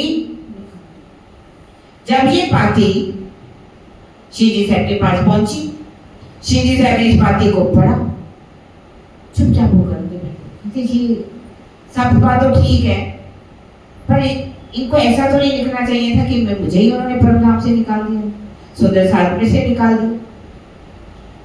जब उदास देखा भीम भाई कुछ सुंदर साथ जो थे आए श्री जी साहब के पास, पाती को लिया, पाती को पढ़ा। जैसे ही पाती को पढ़ा कहने लगे श्री जी साहब देखिए आप चिंता मत कीजिए, हमें आज के बाद हमने आपको पहचान कर लिया है कि जागनी का कार्य कहां से हो रहा है, धनी धाम धनी की बैठक कहां है, वाणी का अवतरण कहां पर हो रहा है। बिहारी जी के पास जो भी कोई जाता है वहां से अपने अंदर वैर विरोध लेकर के यहाँ पर वापिस आ जाता है, कभी किसी का मन खुश तो हुआ नहीं उनके पास जाकर के। इसीलिए आज के बाद हम सब सुंदर साथ आपको क्या मानेंगे, धाम का। उन्होंने उनको बिठाया सिंहासन के ऊपर, साथ में किसको बिठाया, बाईजू धाम धनी की जय करके उन्होंने क्या किया, उनकी आरती वहां पर उतारी, सूरत के अंदर उनकी आरती उतारी गई। बोलो श्री प्राणनाथ प्यारे की, बोलो श्री सद्गुरु महाराज की, धाम के धनी की। और सूरत को भी बाईजूराज जी का क्या माना जाता है, माई का माना जाता है, क्योंकि उन सुंदर साथ ने बाईजूराज जी को कैसे बचाया, वहां पर क्या कहा था, ये हमारी बहन है। तो आज भी बाईजूराज जी को का ये सूरत को माई का मान करके सब माना जाता है। ऐसे वहां पर बहुत से सुंदर साथ की जागनी शुरू हुई। जब जागनी शुरू हुई तो रजी के ने दिल में प्राणा जी ने क्या लिया कि अब कहाँ किसको आना चाहिए, लालदास। इतना बड़ा सुंदर साथ इकट्ठा हो रहा है तो इनको संभालने के लिए कोई इसकी योग्य तो सुंदर साथ आना चाहिए। अब दिल में ले लिया, इधर 1727 का समय आया और लालदास जी सुदामापुर में आ गए। जब सुदामापुर में आए वहां पर आकर के एक पीताम्बर भाई और एक भीम भाई जो कि अबासी मंदिर से आए थे, उन्होंने आकर के चर्चा सुनी लालदास जी से। चर्चा भी ऐसे होती है पूर्ण के पूर्ण हो जाती है। वल्लभाचार्य राधा वल्लभी मार्ग का वहां पर बहुत जोर शोर था। अब वहां जब चर्चा होती है वहां पर चर्चा सुन करके कैसे ब्रिज की लीलाओं का वर्णन होता है। देखिए पहले जितना भी चर्चा होगी ज्यादा ब्रिज की लीलाओं का, रास की लीलाओं का, कैसे रास लीला खंड है, 11 साल 52 दिन की लीला, प्रतिबिंब की लीला, इस तरह से एक चर्चा होती है वहां। चर्चा कहते हैं कि उस समय कृष्ण जी भी आकर के दर्शन दिए। वहां के जितने राधा वल्लभी मार्ग के लोग थे अब उनके पास तो कोई जाता ही, क्योंकि जब उनके पास नहीं कोई जाएगा तो उनके दिल में कौन आके बैठ जाता है, दजाल। अब दजाल तो आएगा ही आएगा। जहां भी जागने का कार्य हो करोगे, आप किसी की आत्मा को जागृत करने चलोगे, आप सोचोगे वहां दजाल नहीं आएगा, ये तो हो ही नहीं सकता।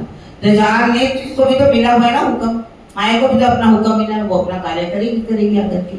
अब वहां पर वहां के लोगों के अंदर बिठा बैठ गया आकर के जैसे। वो लोग क्या कहते हैं कि ये जो लोग हैं प्रणामी लोग, ये क्या करते हैं, चूया के पैर में घुंघरी बांध देते हैं, अंदर भोग रख देते हैं, पर्दा लगा देते हैं, क्या बोलते हैं, आओ जी मनमोहन प्यारे। और अंदर जो चूया है वो इनका झूठा भोग प्रसाद खा लेती है। ये कहते हैं कृष्ण जी हमारे घर में आ गए और भोग लग गए। सब लोग किसका प्रसाद खाते हैं, झूठा चूयों का, झूठा उंदरियों का, वाणी में था उंदरियों का झूठ है। इस तरह से अपना जितना भी दुष्प्रचार वो करना चाहते हैं पूरा ही करते हैं, पर जिसके अंदर पूरा ईमान होता है वो अपने ईमान से गिरते। ये सुंदर सा जो जागृत हो जाते हैं वो अपना ईमान पर खड़े रहते हैं कि हम झूठा खाएंगे जो भी होगा, उनको तो मालूम था। इधर उन्होंने शिव जी साहब ने जैसे ही दिल में ले लिया कि लालदास जी को आना चाहिए, कहते उसी समय ऐसा हुआ कि गोदामों में क्या लग गई, आग लग गई। गोदामों में आग लग गई और 99 जहाज जो व्यापार के लिए विदेश से आ रहे थे, पानी का ऐसा समुद्र में तूफान आया कि सारे जहाज, और रातों रात क्या हो गए, लेने वाले आने लगे और देने वाले। उन्होंने पूरी कोशिश की कि जितना भी लोगों का, क्योंकि बहुत बड़ा व्यापार एक का नहीं होता, उसमें कई पार्टनर होते हैं, कई शेयर डाले जाते हैं। अब जिन्होंने पैसे लेना था वो तो आ गए। लालदास जी ने क्या किया, पूरी कोशिश की, अपनी कोठी गोदाम सब बेच दिया, घर में सोना चांदी सब बेचने पर भी अभी जो कर्जा था पूरा नहीं था। अब उन्होंने क्या सोचा कि अब मेरे पास तो कुछ नहीं बचा, अब मुझे जाकर के नौतनपुरी में बिहारी जी महाराज का दर्शन करना चाहिए। जब तक मैं दर्शन नहीं कर लूंगा तब तक मैं भोजन। अब वो जा करके पोरबंदर में लालदास जी जो है, किसको, ये जगह का नाम था सुदामापुर, जिसे आज क्या कहा जाता है, पोरबंदर। और उसके पहले अगर आप देखें तो कीर्ति मंदिर है। कीर्ति मंदिर में महात्मा गांधी का, करमचंद मोहनदास करमचंद गांधी का जन्म हुआ था।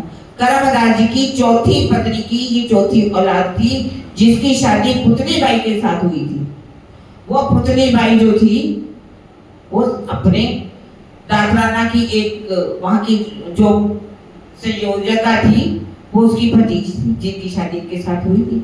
वो भी इस मंदिर में महात्मा गांधी भी आया करते थे। गांधी जी जब वो मंदिर में आते थे वहां पर रामायण भी पढ़ाई गई, कुरान भी पढ़ाई जाती थी, बाइबल भी पढ़ाई जाती थी, सभी धर्म ग्रंथों पर चर्चा होती थी, सर्वदेशी चर्चा तो होती थी वहां पर। तभी से ही उनके मन में था कि परमात्मा क्या है, एक। तभी कहते, वो बोला करते थे ना, सबको सन्मति ईश्वर अल्लाह तेरो नाम सबको सन्मति।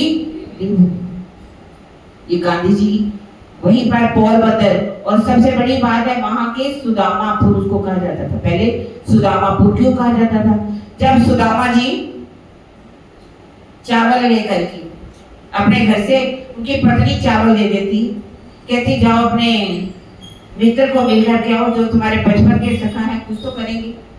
चावल लेकर के कैसे आते हैं, पैर खूनो खून है, फट जाते हैं, फटे पुराने कपड़े हो जाते हैं। सुदामापुर में पहुंचते हैं, कृष्ण जी उनको कैसे गले से लगाते हैं, अपने आंसुओं से उनके चरणों को धो डालते हैं और उनको सुदामापुर का राज्य। इसलिए सुदामापुर में आज भी आप जाएंगे ना, चावलों का ही सब कुछ होता है। वहां बहुत लोग चावलों का दान देते हैं, सोचते हैं कृष्ण जी के लिए अगर हम चावल लेकर के जाएंगे, जैसे उनका राजा बना दिया, हम भी राजा बन जाएंगे। हम तो सारी दुनिया क्या करने रहती है, बिजनेस करने, व्यापारी सब व्यापार करते हैं, अपनी आत्म का कल्याण तो किसी को करना नहीं। हम माया को छोड़ते नहीं, माया फिर यदि हमारे को धक्का देती है तो लालदास जी तो बनेंगे ना। लालदास जी बहुत कोशिश करने पर भी व्यापार नहीं छोड़ पाते थे, लेकिन जब राजी ने दिल में ले लिया तो लालदास घर से चले, लोटा लेकर के, खाली लोटा लेकर के चल गए। अब वहां आकर के जाना है उन्होंने जामनगर नौतनपुरी की तरफ, पर वहां पर कौन खड़े आकर के सारे लेने वाले कहते आपको जाने नहीं देंगे नौतनपुरी की तरफ, यदि वहां गए तो वैरागी बन जाओगे, हमारा पैसा कौन देगा। तब वो सोचते हैं कि अब मुझे कहाँ जाना है, सूरत की तरफ। वहां से जाते हैं दीप बंदर। दीप बंदर में कुछ दिन रह करके नाव से सूरत में आ जाते हैं, और सूरत में आकर के उनको पता चलता है शिवजी साहब के पास पहुंच जाते हैं। उस समय आकर के प्रणाम करते हैं। सुंदर साहब जो है बैठे हुए थे भोजन के लिए, कहने लगे लालदास जी आप भी भोजन के लिए बैठे। कहते मैं तो सिर्फ फल खाता, फलाहारी। कहते क्यों? कहते क्योंकि मैंने ये मन में निश्चय कर रखा है, दृढ़ता ले रखी है, जब तक मैं बिहारी जी महाराज के दर्शन नहीं कर लूंगा तब तक मैं अनाज नहीं दूंगा। कि उसी समय उन्होंने पहली बार अपने मुख से उन्होंने कहा लालदास जी आप धामधनी के चरणों में आपने जो प्रण लिया है आपका प्रण पूरा। अपने मुख से उन्होंने कह दिया, तब उन्होंने वहां पर भोजन किया। अब लालदास जी चरणों में आ गए। अब यहां से चलना है अहमदाबाद जाएंगे, और कल सुंदरसा जी सिद्धपुर के भीतर, सिद्धपुर के बाद मेरता में जब जाएंगे लाभानंद यति जो एक चमत्कारी था। आज सारी जितने भी चमत्कार क्या होते हैं, ये भूत क्या होते हैं, ये कैसे हम लोगों की इच्छाओं को पूर्ण कैसे करते हैं, वास्तव में भूत होते हैं या नहीं होते, होते कौन है, इनके ऊपर कई प्रकार से दृष्टांत सुना करके आपको चर्चा सुनाई जाएगी। और उसके बाद ललिता सखी, राजा राम झंझन भर, कल प्रकरण उतरेगा वारी रे वारी मेरे प्यारे मैं तुम पर, और मेरता में ही ला इल्हा इल्लल्लाह मोहम्मद रसूल कतेब की पूंजी, ये प्रकरण भी उतरेगा। और उसके बाद दिल्ली में जाएंगे, आगे कैसे शाहपुर बोड़िया में जाएंगे, राजी कहाँ तक चर्चा सुनाएंगे इसके बारे में मुझे पूछना। राजी जो भी सुनाएंगे हम इस चर्चा को सुनेंगे कल। और अब हम कल पहली छुपाई होगी हजरते हज इतकरी लेने को मक्का फतेह करी दजाल को पोच किया दारुल बक्का। दारुल बक्का क्या है, मक्का क्या है, मदीना क्या है, महाजर क्या है, गाजी क्या है, इन सब बातों को की चर्चा धामधनी आपको कल सुनाएंगे। राजी सुनाते सुनते जी तो किसी का भी प्रयोग हो सकता है, वरना कि किसी की हिम्मत नहीं है कि दो शब्द भी आप चौपाई को चौपाई दोहराएंगे सुंदर साथ जी। महामती कहे ये मोमिनो, श्री महामती कहे ए मोमिनो, ये शरत करो याद, ए शरत करो याद, फिर लाल आगे की कहो, फिर लाल आगे की कहूँ, जो झगड़े को बुनियाद, जो झगड़े को बुनियाद, जो झगड़े को बुनियाद। बोलो श्री प्राणनाथ प्यारे की, बोलो श्री सद्गुरु महाराज की, सभी परम